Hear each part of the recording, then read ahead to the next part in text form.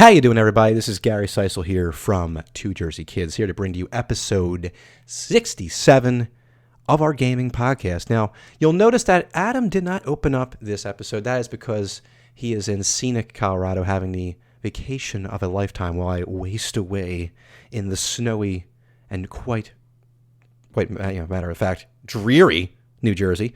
But that's beside the point. I'm not going to be bitter about that. I'm here to bring you guys gaming news and basically my spins and my opinions on what is happening within the industry, and also at times talk about what I've been up to and all that jazz. If you've been here a long time, you know how this podcast goes. So for people that aren't really aware, or people that are listening for the first time, thank you for listening. I really do appreciate it. You can find us on Twitter at Two Jersey Kids. You can find me on Twitter at RealScavenger18 and Adam at Adam J. Buckingham. And that's how you can connect with us. You can send us positivity. You can send us hate mail or even questions. We'll be happy to respond to all of them and perhaps, maybe even mock the hate mail.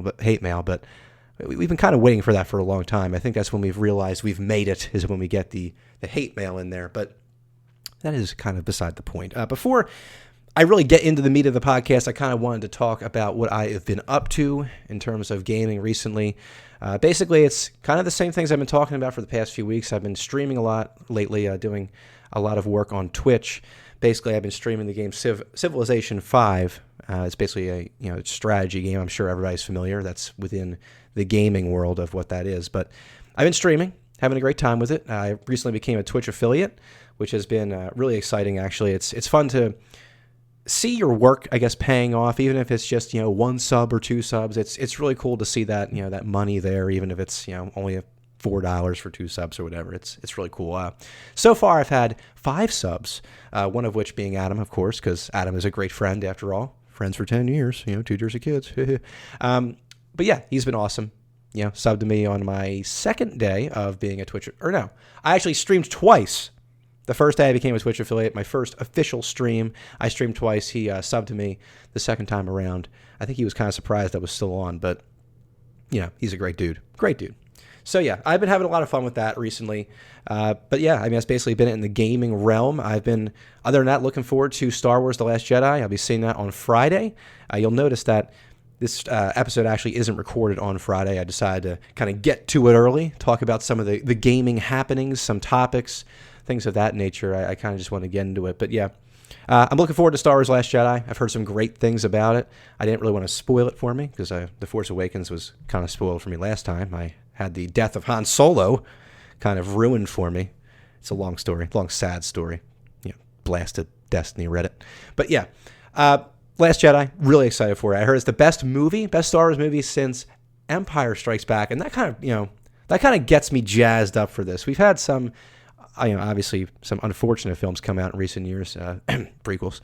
But The Force Awakens, though, was good. I thought it was a good start to a new trilogy, and now I'm looking forward to the next entry, and I hear it's really got some unexpected twists and turns, so that's something that I've been really looking forward to for quite some time now. But that's basically been my life. That has been the introduction to this episode, by the way, and we're going to get into this week in gaming, brought to you by Gatorade. I'm not going to drag it out like Adam does because I'm not as obnoxious as him. See, I can do this. I can talk about Adam when he's not here because he can't actually respond to anything I'm saying. But yeah, this week in gaming, okay, we have The Sims Online, released on Windows in 2002. Now, this game would include many features of the original Sims games, but with an MMO twist. Now, this is per the Sims Online wiki. 4 cities had special rules. Dragon's Cove was known as the hardcore city, as there were a number of harder game objectives to consider when playing here. For example, a sim would lose energy when traveling long distances, and the virtual cost for items were doubled. Betaville was a city created for the purpose of testing new features. A few examples of these features were the ability to create a family of up to 4 adult Sims with adjustable free will levels, bills, and a repo man and fires and firemen. Now, another was Test Center, where the player could never move out of the city. Test Center Sims also started with 3 times the startup money. Now, this game would ultimately receive mixed reviews, and it would ultimately behave a lot like a typical MMO. As Andrew Park from GameSpot would state, instead of walking into a house and seeing a bunch of people throwing a party and doing fun stuff, it's not uncommon to see them just sitting there frantically playing chess which is kind of hilarious, or writing on a chalkboard in large groups just trying to improve their skills and make lots of money. Unfortunately, there really isn't that much to do with money except building your own house with your own skill objects and your own job objects, for that matter. So I included this game because actually I was talking to someone on Twitch about this very game, and they were apparently a big fan of the game. Shout out to Alex, by the way, who was a big fan of this. But they were a big fan of the game. I thought it was we got into talking about The Sims, and this is where it kind of led. But I think it's just another example of another game out there that has a hard time adjusting to the MMO world. One of the things about The Sims, I think, is that this game was built a lot on personalization and your own personal story. Whether it's building your own character and creating a story for them, or creating yourself in the game, which is what I frankly did many times. But I just think it shows that this game had a hard time, obviously switching over to the MMO realm. And, this is what happens. This is what happens to these games. I hate MMOs, by the way. I've had unfortunate experience with them in the past with Knights of the Old Republic, but we're not going to get into that. I've talked enough about that game already. Next up on the list here for This Week in Gaming is Doom, released on DOS, if you can believe it, in 1993. Now, according to the Doom Wiki, I want to give you a little background on the game. I'm sure you're familiar with it already, but for all the youngins out there, with a science fiction and horror style, it gives the players the role of Marines who find themselves in the focal point of an invasion from hell. The game introduced deathmatch and cooperative play in the explicit sense and helped further the practice of allowing and encouraging fan-made modifications of commercial video games. Doom was praised by many within the gaming industry and shaped first-person shooters for years to come. Now, with all the iconic stature of this game, everyone's familiar with it. Like I said, it really defined first-person shooters for many years. But as always, these types of violent shooters tend to gather a lot of negative press and reception. And as I'm going to read right here, Doom was and remains a controversial product due to its high levels of violence, gore, and satanic imagery. It has been repeatedly criticized by Christian organizations for its diabolic undertones and prompted fears that virtual reality technology, then in its earliest forms, could be used to simulate extremely realistic killing. Now, in 1994, this led to unsuccessful attempts by Washington State Senator Phil Talmadge to introduce compulsory licensing of VR use. The game again made national headlines in 1999 when it was linked to the Columbine High School massacre. Now, I wanted to talk about this a little bit because, I once took a humanities class in high school. It was one of the best classes I've ever taken. And in this class, we kind of researched school bullying, school violence, and we watched a lot of movies about it, read up on it, and I just thought it was such a fascinating subject because from personal experience, now I've been, unfortunately, the victim of bullying, during my earlier years, and I know what it's like to go through such things. But I remember in this class we did a section or basically some research on the Columbine High School massacre, and within this movie that we watched, it basically talks about how Dylan Klebold and I can't remember the other shooter's name at the moment, but it basically talks, I think it's Eric Harris, but yeah, basically they talk about how the two shooters were big fans of this game, and apparently they even made their own levels, which had more gore and more violence than the typical Doom games, which is pretty unbelievable if you think about it. But this game, it's amazing. As far as you go back, you see how video games are always under the spotlight for, they're always being blamed, essentially, for the world's issues. You have like these violence outbreaks, these school shootings, these, bullying, incidences, and I feel like video games are frequently blamed, and I think that it's frankly kind of ridiculous to link video games with violent behaviors. I honestly think that if you, as a person, are that influenced by something like this, like a video game or a movie, you have other issues that you need to reconcile in life, but that is just my personal opinion. This game, obviously, was a iconic game. You have the fact that it changed the first-person shooter genre, and then obviously the negative press as well. So it has, as always, as all these violent video games do, like Grand Theft Auto even, it has the negative and positive aspects, I think, that really kind of make it the icons that they are in the business. But that is it, my ladies and gentlemen, for This Week in Gaming, brought to you by Gatorade. We're now going to move on into the news segment of this podcast, the part that you really come here for time and time again, where we talk about the news, we give our opinions, and you criticize us for them, I hope. So first up on the list is a rather interesting one in my personal opinion. We have PUBG, okay? Player Unknown's Battlegrounds.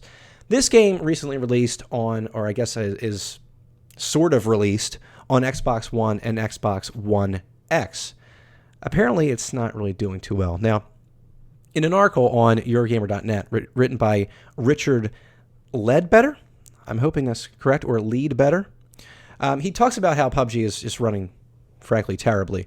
So he goes on to say, PUBG on Xbox One starts up promisingly enough with a decent, attractive front end, but once you move from the character creation to your first in-game lobby, you're instantly besieged by low-resolution textures that seem to be failing to stream in properly. Combined with performance just above or below the 20 FPS threshold, depending on whether you're playing on Xbox One or a significantly more powerful 4K counterpart. Moving on to deployment into the game's single map. The PC's second map is en route, by the way, the desert map, Miramar.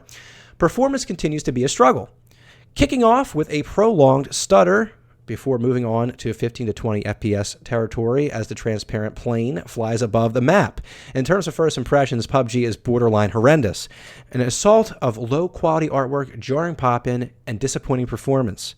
Input lag also feels off, whether that's down to dead zone issues on the analog sticks or the variable frame rate remains to be seen. It's something we're looking into, and in this respect at least, it's the same story whether you're gaming on a standard Xbox or the Xbox One X. Now, my first reaction, I have to be honest, when I saw this article was, what a surprise. I wasn't expecting anything different, really. This game on PC is very flawed. It's a great concept. Everyone knows what PUBG is, obviously. It's very successful in that respect. There's a lot of people that bought it, myself included. I have over 300 hours into this game, but don't get me wrong, okay? This game is a complete mess in many aspects, okay? It's the gameplay, it's the performance. That is what comes down. Great games, like, if you notice, okay? Great games aren't just games that look good, okay? They aren't games, it doesn't come down to just looking good. It has to behave well at the same time, and I feel like this game missed the mark. It just misses the mark on the regular. So, basically, for those that are claiming it's early access, it's time now, I think, we move away from this label for this game. This game is now well past the early access label, okay? We've come down now. It's releasing on a new console. It's now out there. People are playing it, and they notice that the game is obviously running at a terrible frame rate. The game looks awful. I've heard many people say that. This game needs to be treated now as if it's a finished product, okay? It needs to be treated, or at least an almost finished product. And I think Bluehole needs to finally come over some sort of, or at least come under some sort of criticism. 15 to 20 FPS. I mean, I knew that was going to happen, obviously. Once it moves to console, the frame rate is locked at a certain amount. But my God, I mean, even on PC, it feels terrible. The controls feel janky, if I may. The game doesn't really look all that pleasing. Not that it has to be a good game, but, it's part of it. This game's just a disaster. And I don't understand anymore what these developers are doing. You have Bluehole right now. They have, obviously, the money. That's undeniable. They've made a ton of money off this game. It's one of the most popular games on Twitch right now. Tons of people are streaming it. Tons of people want to get their Twitch careers started from this game. Bluehole needs to step up their game, and I think people need to really start hitting them hard with real criticisms. You can't just take an unfinished product on the PC and release it on console. I guess that's the point I'm trying to make. You have to finish the product first on PC, which is where it started out. You need to test this game. You need to figure out what's wrong with it, and obviously the performance is the most glaring issue. It needs to be addressed before you move it to console. But obviously they didn't do that, and now they're paying the price.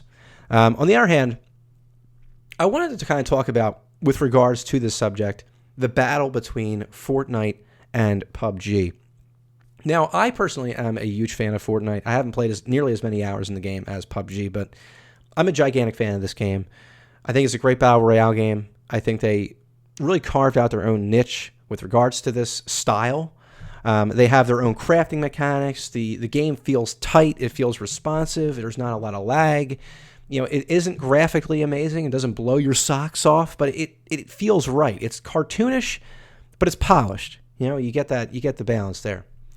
But I kind of wanted to talk about how these two companies seem to be approaching this game right now, okay? Their respective games, okay? So we have Epic on one hand, okay? They continue to update their game, not just in terms of weapons, but maps. Not just in terms of weapons, maps, but in quality of life as well. But Bluehole, on the other hand, seems to just want to introduce weapons and maps, but it completely ignore the performance aspect of their game. That personally bothers me because I really did enjoy PUBG when I played it. I will say that. But it got to a point where I got so frustrated with the lag, with the frame drops, with the way the game feels in general, that I stopped playing it. I just couldn't deal with it anymore. And by going to Fortnite, I never expected to like the game because it was cartoony, but I ended up liking it more than PUBG. I ended up liking this game more than most games I play currently. And it's because of Epic Games, I think. They're doing a bang-up job with the game. I think they really need to be a symbol to the industry right now. I think you have to look at how Epic Games has handled the public. I mean, they've been listening to people on Reddit. You don't see that, I feel like, with a lot of other games, and I'm going to get into a company that seems to be ignoring their customers in a second. But they're really listening to fan feedback. You see how they introduced the 50v50 mode. That was actually proposed, I think, by a Reddit user a while ago, and now it's in the game. Yeah, people talking about how they want certain weapons changed. They want weapon or bullet bloom to be fixed. They want all these different things changed, and it inevitably is, or at least they try to make a positive impact on the game. They try to listen and then react. I think this company, Epic Games, needs to be like a symbol for the rest of the gaming industry, personally. But I don't want to keep beating PUBG up here. It is a very interesting concept, a very successful game in its own right. But I think the most frustrating thing for me is the fact that it just needs to improve. They need to take into account their faults. Bluehole needs to see that their game is frankly terrible in many aspects, and they need to address it, or else I don't think PUBG is going to be ahead of Fortnite much longer. I'm just calling it. I'm just saying right now. Don't crucify me for it. But moving on to another subject that kind of feeds into this one. Like I said, I was going to talk about a company that's been ignoring seemingly their own fan feedback. Well, here we are. Bungie, okay? This is a Destiny 2 related article here written by Jeffrey Tim. Bungie admits mistakes with regards to Destiny's latest DLC, Curse of Osiris. Now, Jeffrey Tim states, Destiny 2 is a really good game, which I would be willing to debate in many aspects, but we'll continue. But its latest expansion, Curse of Osiris, is a step or two backwards. It's short, it's boring, and adds little value to the base game. Worst of all is that just by existing, it locks players who don't own the DLC out of content they could access before. Because some prestige events now require the higher light level only attainable through the DLC, those without the extra content can no longer access them. Now, I'm including this piece, okay, like I said, to showcase how Bungie continues to ignore their player base and how they continue to suffer for it. Whereas, on the other hand, you look at Epic Games, for example. Go on their Reddit right now, okay? Go on their Reddit. I mean, I looked at it on, I guess it was right after they released the 50v50 mode. Everyone's going crazy on there saying, thank you, Epic Games. Thank you for listening to us. This was proposed on Reddit a while ago. Thank you. You go on Bungie's Reddit, on the other hand, okay? And, I mean, assuming, I actually went on it today. I think they are now purposely just deleting negative posts. I mean, I can understand. You don't want people ranting endlessly. But you look on Bungie's Reddit and you see the complete opposite, I feel like. People are calling for Bungie to finally respond to their criticisms. And, Bungie, obviously, they came out with that blog post. I saw the blog post. I read it. I was really hoping it would address the gripes that I had with the game. It frankly didn't really, but I admire their at least intended commitment to actually getting back on track and responding to player criticisms and everything. But it just shows you the difference, really, in these two companies. And frankly, I think the point we've reached in the gaming industry, which is kind of sad, is the paid-for games now. I don't know. I mean, are they really worth the price you're paying? You have Bungie on the other hand. Okay, let's just examine two things. We have Bungie on one hand.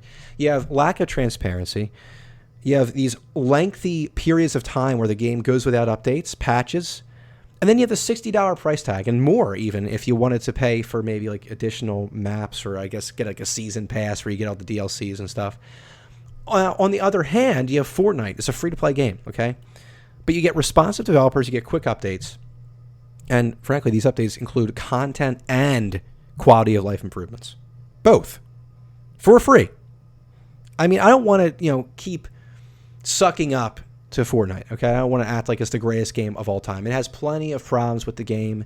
There's a lot of faults. I have my problems with it, but look at the two differences here. You have a paid-for game and a free game, and the free game is better. When does that ever happen? I feel like that in the past, people look at free-to-play games like, oh, well, you know what?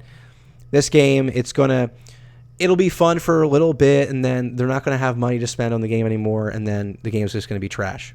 Now, you have Fortnite. And I think Fortnite Battle Royale has completely turned the industry on its head, in a sense. I don't want to, be too dramatic here, but you gotta admire Epic Games and their continued commitment. But I digress. Moving on to the next article on the list here, we have Battlefield 1 and new DLC releases, including gameplay tweaks and new content. Now, I found this article on Critical Point written by, I hope I'm saying this name right, it is a different name to say the least, Kervin Klote. He or she, I hope it's a he. He talks about how there's a lot of new things obviously added into this particular game, the weapons, the maps. But one of the particular things I found interesting about this new DLC that's releasing is the new Conquest Assault game type, and he kind of explains a little bit of his experience. So he says, I've given Conquest Assault a spin, and I'm already loving it. The game starts off with an attacking team spawning from a single Navy destroyer at sea, with a defending team on land already holding all land-based objectives, but without a headquarters. To balance this out, the attackers start with a sizable points lead. If they capture and hold all objectives, the defenders will have no other spawn points except for their squad mates. The goal for both sides is to get 1,000 points or to have the most points when the time runs out. With its large terrain and mix of infantry and vehicular action, it feels a lot like traditional Conquest, but there's more of an urgency to play the objectives now, particularly on the attacking side. Now, there's a couple points I want to make, I guess, with this particular article, a couple opinions I personally have. I haven't really been back to Battlefield 1 in a while. I did buy it on PC, and I played it a little bit. I'll get into my experience with that in a second, but I really like this idea of this particular game type. You see Conquest, I think that's like the flagship game type in Battlefield, and I've always been a fan of Conquest. That's probably my most played game type in this particular game. I like the idea, or at least the concept that they're trying to push in this particular game type, where you have a defending team that must hold their objectives, otherwise they run out of spawn points. I think that forces people into an objective state of mind. I know in my personal experience, and I'm sure whoever listens to this podcast, you've probably had a similar experience that I've had, where you're playing in a Conquest game and all of a sudden you see like 10 snipers out on a hillside and all they're doing is just sniping down at people. They're not flaring.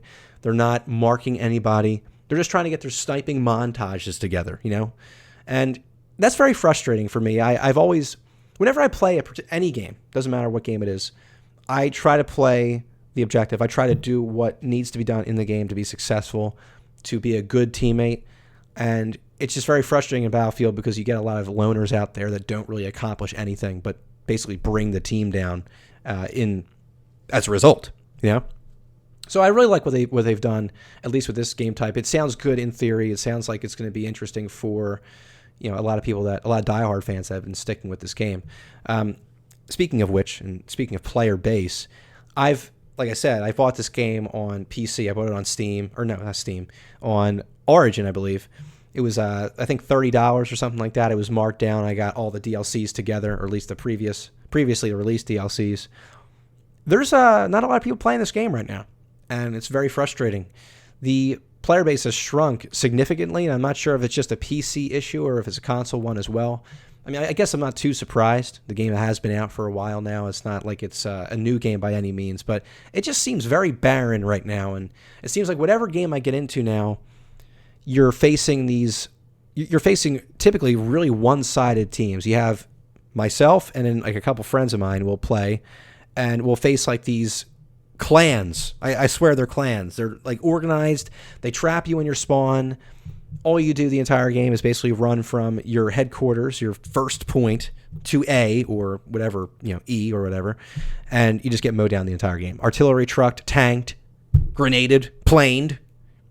I mean, this is what happens, and I just find it very frustrating. It's very depressing, actually, with this game. I love Battlefield 1. It's a great game, but there doesn't seem to be a lot of people playing it, and I'm hoping, my hope here is that the new DLC actually adds to the experience, brings some people back, and maybe gets the lobbies a little more balanced than they are right now. So if anybody actually plays the console version, tweet at me or tweet at 2JerseyKids, and let me know if the matchmaking experience is actually the same, because it is quite terrible on PC right now, and it's kind of turned me off to the game entirely. But moving on, I have a piece here written again by Jeffrey Tim from Critical Point. This isn't so much gaming related as much as it is a kind of take on, I guess, society at large. But he basically asked the question of whether or not social media is tearing society apart.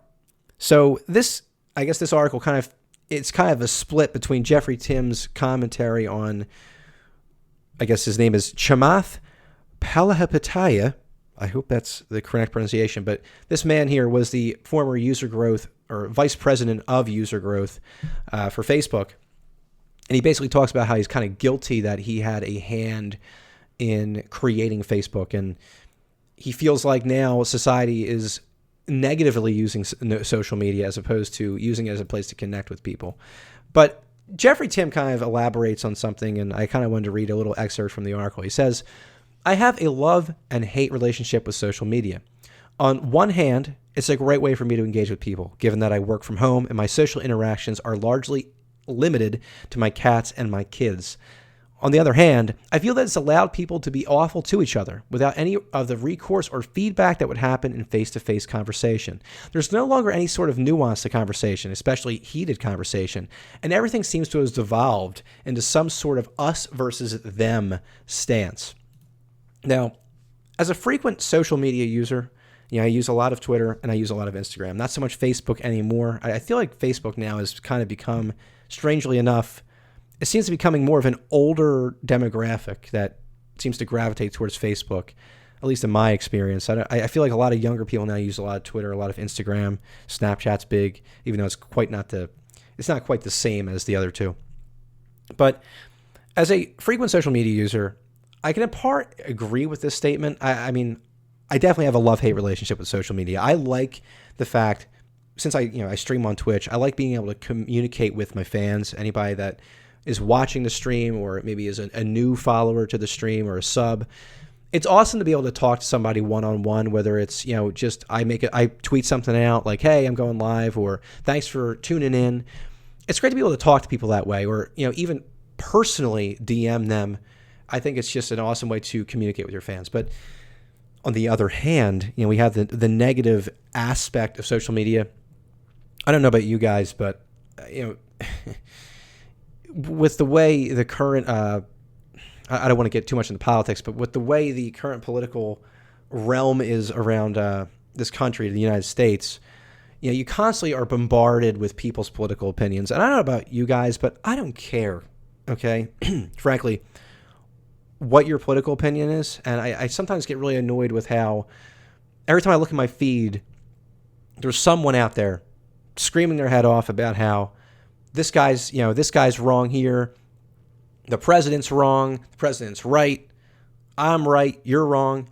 Excuse me. It's just, it's very depressing. And, you see the comments that a lot of these people, receive is either you have the yes men that, yes, you are correct. We are correct. We are the best. And then you get the negative people that are just screaming at them like, "Oh, go kill yourself. Go hang yourself." It's just like there's no level-headed discussion anymore on social media. It's very, you either get very positive or very negative. I don't really see much of a middle ground anymore.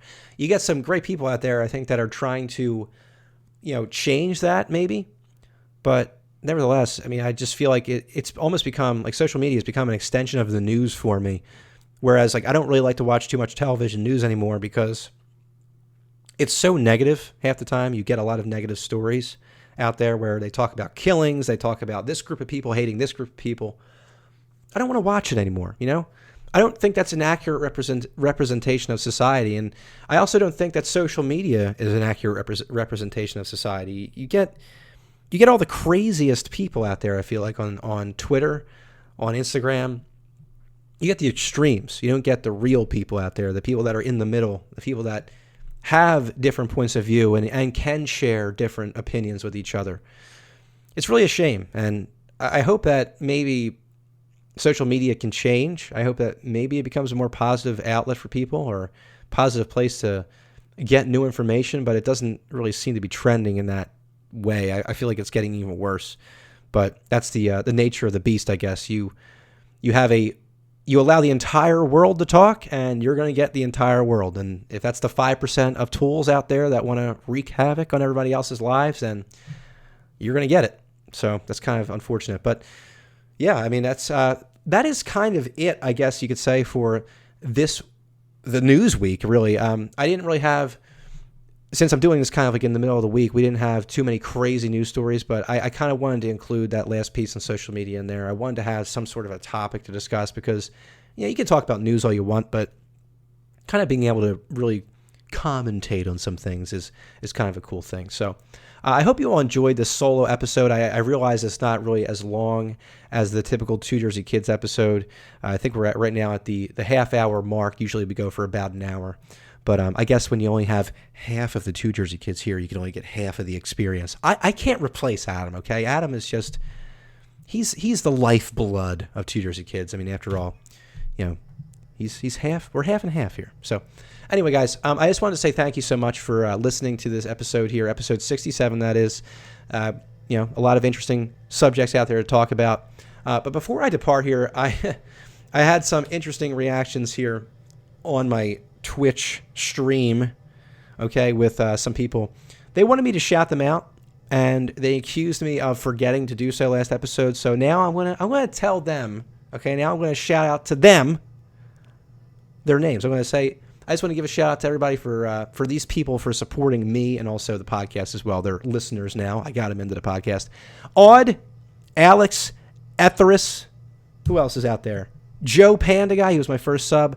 I wanted to send a shout out to them and let them know I'm thinking of them and let them know I appreciate their continued support of the podcast and also the stream. Most importantly, the podcast, though, because this is what I'm currently recording.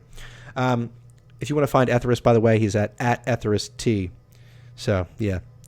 I finally did the shout out, guys. You don't have to criticize me anymore, okay? But yeah, guys. I just want to thank you all for being here, for listening to my ramblings, my gaming or our gaming podcast, Adam and I's gaming podcast. It really means the world to us. I know that we would like to make this, sort of a more of a important thing in our lives, I guess you could say, more of a job maybe going forward.